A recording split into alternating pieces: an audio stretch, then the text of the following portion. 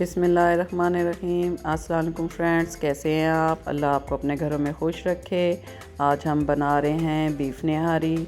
बहुत आसान रेसिपी है, बहुत मज़े की बनती है। तो आप ये रेसिपी ज़रूर ट्राई करिएगा। और ये देखिए इसका कितना प्यारा कलर आया है और ये बहुत मज़े की बनी थी। इसकी आज मैं आपको रेसिपी दूंगी। और ये हमारे पास बोनलेस गोश्त है, अंडरकट का होता है बोन का गोश्त। ये 1 किलो गोश्त है। इसकी थोड़ी बड़ी बड़ी बोटियाँ दरमियानी सी रखी हैं ताकि गल भी जाएं। आप इसके 2 पीस भी ले सकते हैं। और हम इसको सरसों के तेल में बना रहे हैं। आप भी सरसों के तेल में खाना बनाना शुरू कर दें, सेहत के लिए बहुत अच्छा है। और ये इसमें हम प्याज ब्राउन करेंगे। कोई इसकी स्मेल बिल्कुल नहीं आती है सरसों के तेल की। ये हम प्याज इसमें ब्राउन करेंगे, सारी इसकी स्मेल ख़त्म हो जाएगी और खाने में जायका आता है। और ये इसमें हम साबुत मसाले डालने हैं। काली मिर्चें हैं, ये लौंग हैं, दालचीनी है और जायफल जवित्री है। ठीक है, ये भी हम प्याज के साथ डाल देंगे ताकि इसमें अच्छी तरह खुशबू हो जाए। ये लौंग और प्याज को हम फ्राई कर रहे हैं। अब इसमें अदरक लहसुन डाल देंगे। अदरक लहसुन की भी हम भुनाई कर लेंगे। और अब हम इसमें गोश्त डाल देंगे। गोश्त को अच्छी तरह धो लें आप पानी से। तो ये हमने गोश्त डाल दिया है और इसकी हमने अच्छी सी भुनाई करनी है ताकि गोश्त की हमक बिल्कुल भी ना आए। जितनी हम इसकी भुनाई करेंगे यहीं पे इसकी जो हमक है गोश्त की होती है वो ख़त्म हो जाएगी। ये इसमें हमने हल्दी ली है 1 टीस्पून, नमक हस्बे ज़ायका लिया है, सुर्ख मिर्च हमने 1 भर के ली है। और ये हमने निहारी मसाले की भी 1 टीस्पून चम्मच ली है। अगर इसे डाल देते हैं तो ज़रा इसका खाने का टेस्ट अच्छा आ जाता है। सूखा धनिया है 1 टीस्पून, सफ़ेद ज़ीरा है और साबुत ये 4-5 जो है हरी मिर्चें हैं। और ये एक छोटी इलायची भी है बीच में। ठीक है, और ये मिर्चें हैं, ये जो है सफ़ेद ज़ीरा है इसमें ना, तो ये भी हम मसाले साथ डाल दिए हैं। तो इनकी भी अच्छी सी हम भुनाई कर देंगे। और निहारी मसाले का पैकेट हमने 1 टीस्पून डाला है, पूरा पैकेट नहीं डाला, बस खुशबू के लिए डाला है। आप पैकेट मंगा के 2-3 दफ़ा इस्तेमाल कर सकते हैं।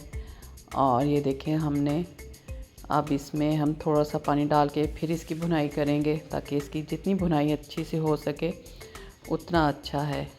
सारा टाइम ही इसकी भुनाई पे लगता है। और ये देखें इसमें अच्छी सी भुनाई हो रही है।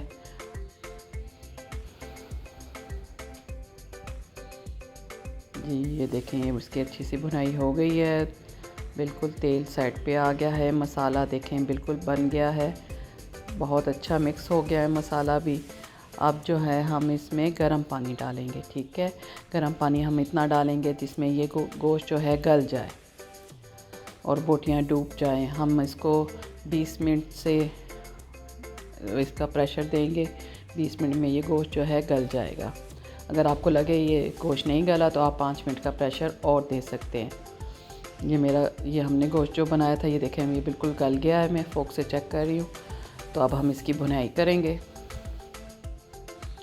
फिर इसकी भुनाई मैं करूँगी क्योंकि इसकी भुनाई में ही सारी मेहनत होती है और इसका जायका निकल के आता है। ठीक है, अब भुनाई करके मैंने ऑयल इसमें से निकाल लिया है क्योंकि अभी हमने इसको गाढ़ा करना है।